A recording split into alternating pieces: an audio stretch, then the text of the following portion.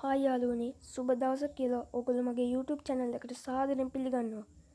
අද අපි කතා කරන්න යන්නේ හරියටම නූතන පරිගණක විද්‍යාවේ පියා කවුද කියන එක ගැන. පරිගණකයේ පියා කවුද කියලා අහුවොත් ඕනම කෙනෙක් කියන්නේ චාල්ස් බැබේජ් කියලා. ඒත් නූතන පරිගණක විද්‍යාවේ පියා කවුද කියන එක ගැන තමයි අද මම කතා කරන්න යන්නේ. මම වීඩියෝ එකක් දාපු ගමන් බලන්න ඕනේ යට තියෙන subscribe button එක click කරලා bell icon එක click කරන්න. පරිගණකයේ පියා කවුද කියලා ඇහුවොත් ඕනම කෙනෙක් කියන්නේ චාල්ස් බැබේජ් කියලා. ඒත් ගොඩක් අය නොදන්න දෙයක් තමයි නූතන පරිගණක විද්‍යාවේ පියා කවුද කියන එක. ඒ තමයි ඇලන් ටියුරින්. 1912 ජූනි මාසේ 23 වන දින ලන්ඩනයේදී උපත ලබන ඇලන් මැතිසන් ටියුරින් ගණිතය කෙරෙහි දැක්වුවේ ඉතා අසම්මාන දක්ෂතාවයක්. අතිශය සංකීර්ණ ගණිත ගැටලු සහ න්‍යායයන් විසඳීමට පාසලේදී පවා ඔහු ඉමහත් සමර්ථ බවක් දැක්වුවා.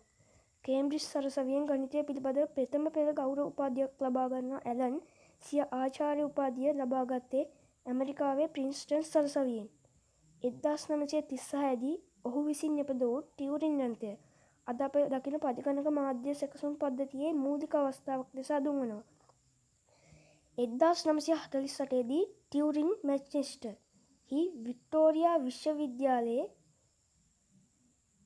ගණිත අංශයේ පාලකයා ලෙස පත් කරන ලද අතර ඊළඟ වසරේදී ඔහු මැන්චෙස්ටර් විශ්වවිද්‍යාලයේ පරිගණක විද්‍යාගාරයේ නියෝජ්‍ය අධ්‍යක්ෂකවරයා ලෙස පත්විය. 1950 දී ඔහු පරිගණක යන්ත්‍රෝපකරණ හා බුද්ධිය රචනා කළ අතර එය කෘත්‍රිම බුද්ධිය පිළිබඳව ගැටලු සාකච්ඡා කරයි. එය පරිගණකයට මිනිසෙකු ලෙස සිටීමට හා ක්‍රියා කිරීමට හැකි අදහසකි. ඔහු දරුවාගේ මනසේ මූලික අතුකින් ආරම්භ කර එම මනස දැනුවත් කළ යුතුය යන අදහස ඉදිරිපත් කළේ. යන්ත්‍රයක බුද්ධිය තීරණය කරන්නේ කෙසේද යන්න පිළිබඳ මෙම පරීක්ෂණය දැන් ටියුරින් ටෙස්ට් ලෙස හැඳින්වේ. දෙවැනි ලෝක යුද්ධ සමයේදී හිට්ලර් තමන්ගේ හමුදාවට අණ දෙන්න පණිවුඩ යැව්වේ කේතනය කරලා. උදාහරණයක් වශයෙන් සරලම අවස්ථාවක් ගත්තොත් ABCD කියලා ලියන වචනයක් වෙනුවට වචනයේ හැම අකුරක්ම එක අකුරක් ඉදිරියට අරන් පණිවුඩයේ සඳහන් වුණේ BCDE කියලා. එතකොට ප්‍රතිවාදීන්ගේ අතට මේ පණිවුඩය ගියත් හඳුනා ගන්න නම් වෙනස් කරපු ක්‍රමය ගැන අවබෝධයක් තියෙන්න ඕනේ. ඒත් මේ වැඩේට හිට්ලර් භාවිතා කළේ ලේසි පහසු කේතයන්ව නෙවෙයි. ඔහු භාවිතා කළේ ENIGMA කියලා යන්ත්‍රය. සෑම දිනකම ඔහු තමන්ගේ ඉදිරි යුද සැලැස්මේ වැඩි ආරක්ෂාව සඳහා කරන ක්‍රමයක් වෙනස් කරලා.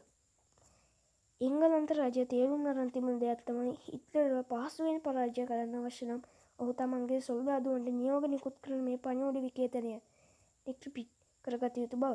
රටේ හිටපු සුපිරි ගණිතඥයෝ විවිධ ස්ථානවලින් ආපු ඉහළ Q තියෙන පුද්ගලයෝ විශාල වශයෙන් රජය යොදාගත්ත මේ සඳහා මිනිස්සු එක්කෙනෙක්ට නෙවෙයි සිය දහස් ගණනකට වුණත් බැරි වුණා දිනක් තුළ මේ කේතනය ගණනය කිරීම වලින් හොයාගන්න හෝ අනුමාන කරන්න ඊළඟ දිනේ භාවිතා කරන්නේ වෙනත් කේතනයක් නිසා මිනිස්සුන්ට සිදු වුණා කලින් දවසේ වැඩ හැමදේම පැත්තකට දාලා හැම දවසකම නැවත මුලින්දම් පටන් ගන්න.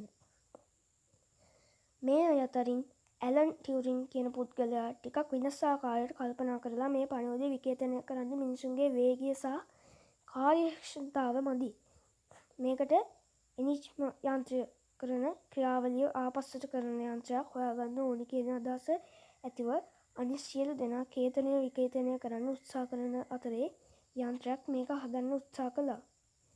මේ නිසා ගොඩක් අයගේ සමච්චලයට වගේම කරදරවලට ලක් වුණා.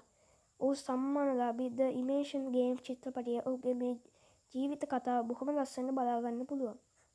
මේ රහස් කේත විකේතනය කිරීම සඳහා කේම්බ්‍රිජ් සරසවියෙන් ගණිතය පිළිබඳ මහාචාර්ය මැක්ස් නිව්ටන්ගේ ප්‍රධානත්වයෙන් පත් කරනු ලැබූ විද්‍යාඥයන් කණ්ඩායමේ එක් සමාජික වූ ඇලන් ටියුරින් ඔහු අතින් බෝමය යන්ත්‍රය නිර්මාණය වන්නේ එහිදීය. මෙම බෝමය යන්ත්‍රය ලොව ප්‍රථම ඉලෙක්ට්‍රෝනික පරිගණකය ලෙස අවිවාදයෙන් පිළිගැනේ.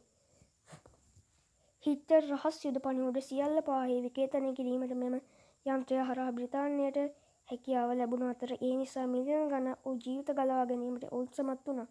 ටියුරින් බෝමය යන්ත්‍රය නොවන දෙවන ලෝක යුද්ධයේ කෙසේ නිමාව දක්වනු ඇද්ද සිතීම පවා අපහසුයි.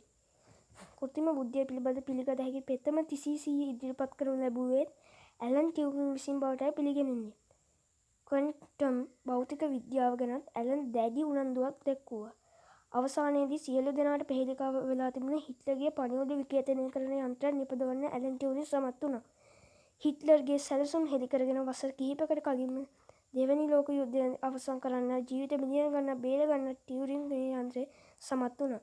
අවාසනාවකට මේ සිදුවීම් වලින් වසර කිහිපයකට පස්සේ එකල එංගලන්තයේ වරදක් යැයි රෝගයක් යැයි සලකන් තහනම් තිබූ ටියුරින්ගේ සමලිංගික ඇසුර නිසා ඔහු රෝහල්ගත කර ප්‍රතිකාර කිරීමෙන් සුවහතට පත් කිරීමට උත්සාහ කරනවා. අධික මානසික පීඩනය හේතුවෙන් සයනයිඩ් එන්නත් කළ ඇපල් ගෙඩියක් කෑමෙන් ඔහු සියදිවි හානි කර ගන්නවා. නූතන පරිගණක විද්‍යාව සඳහා ටියුරින් විසින් සිදු කළ මහඟු කාර්යයට ගරු කිරීම පිණිස අද ලෝක ප්‍රකට ඇපල් සමාගම තමාගේ ලාංඡනය සඳහා ටියුරින්ගේ අවසන් වතාවට වස යොදා අනුභව කළ ඇපල් ගෙඩිය යොදාගෙන තිබෙනවා.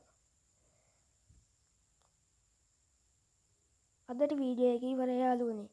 ඔයගොල්ලෝ මගේ channel එක subscribe කරන්න අමතක කරන්න එපා. ඔයගලන්ට සුබ දවසක්.